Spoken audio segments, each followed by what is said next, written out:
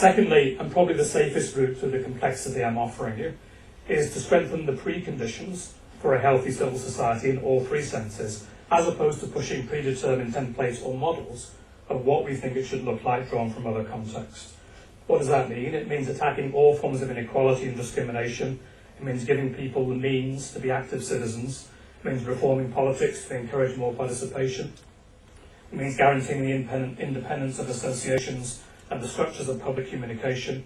It means building a strong foundation for the institutional partnerships and alliances and coalitions that I talked about earlier that are central to large-scale social progress. Inequality, I think, is the poison of civil society. I put it as strongly as that, because it endows citizens with different levels of resources and opportunities to participate in doing exactly what I'm recommending, to shape civil society and find these answers for themselves. So I do think that support things like childcare or a living wage, which are not usually seen as civil society building interventions, may be some of the most important areas of all. And maintaining an explicit linkage between the promotion of social and economic equity on the one hand and the deepening of democracy on the other hand is the key to avoiding what can sometimes become a very anemic shopping list of NGO capacity building interventions, community service and volunteering. In American conversations about civil society, it's interesting that freedom is always privileged over equality. Yet we know that both of those have to be co-equal to have any impact on the problems that we're seeking to address. In America, there's a freedom house, but there isn't an equality house. And it's a very interesting insight into the way Americans think about the civil society issue. But unless you have both freedom and equality balanced equally with each other, you can forget any hope of a genuine civil society. I also think support for local fundraising is vital, because civil society groups are often dismissed, as we know, as pawns of foreign powers as a result of their high levels of dependence on external funding, whether it's foundation or government or NGO, doesn't matter, especially if they're active in advocating for radical change or holding governments to account.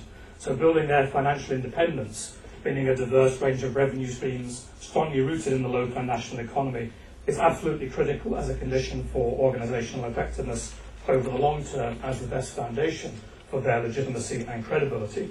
Yet I have to say that the record of donor agencies in this respect is absolutely appalling. Absolutely appalling.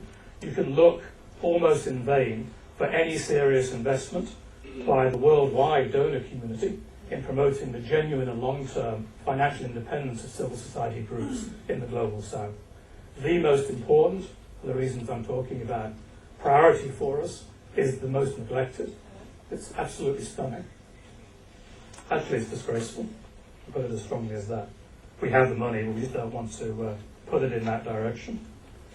Sure, some foundations, some agencies, maybe New Zealand Aid is doing that. I don't know the details, so apologies if I'm criticising incorrectly here. Have invested in building philanthropy and endowing foundations and so on in Africa, Asia and Latin America. If you're interested, we have a program called the International Initiative to Strengthen Philanthropy, which is endowing, in very large-scale terms, independent grant-making foundations like the Dalit Fund in India, the Russian Human Rights Fund, the Arab Human Rights Fund, the Brazil Social Justice Foundation, and so on. So we, I know, have an advantage in making those sorts of long-term and somewhat risky investments in endowments, but there's no reason in principle why other donors shouldn't be doing something similar.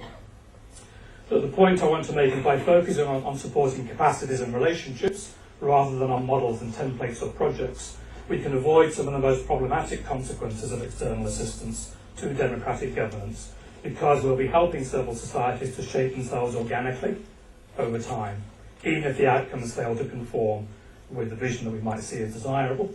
In other words, if the soil and the climate are right, association life will grow and evolve in ways that suit the local environment.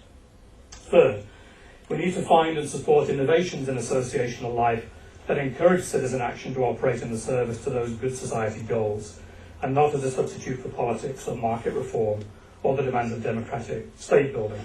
Obviously, those measures are going to be highly context-specific, but if I take my Ford Foundation experience as a guide, I would focus on things like the civil society ecosystem as a whole rather than the individual parts of it, fostering the conditions in which all of the components can function more effectively alone and together. And that requires support for as broad a range of groups as possible, getting beyond, in other words, the usual suspects in the NGO world. Helping them to work synergistically to defend and advance their visions of civic life, providing resources for them to find their own ways of marrying flexible service delivery with independent advocacy and accountability functions, and leaving them to sort out their relationships with each other and the publics who have to support them and to whom they must be accountable, not to us, if their work's to be sustained. Other important measures include support for less visible associations, those representing the interests of marginalised groups. I thought that came through very powerful to me in the discussion today about the situation of groups within New Zealand and also broadly across the Pacific.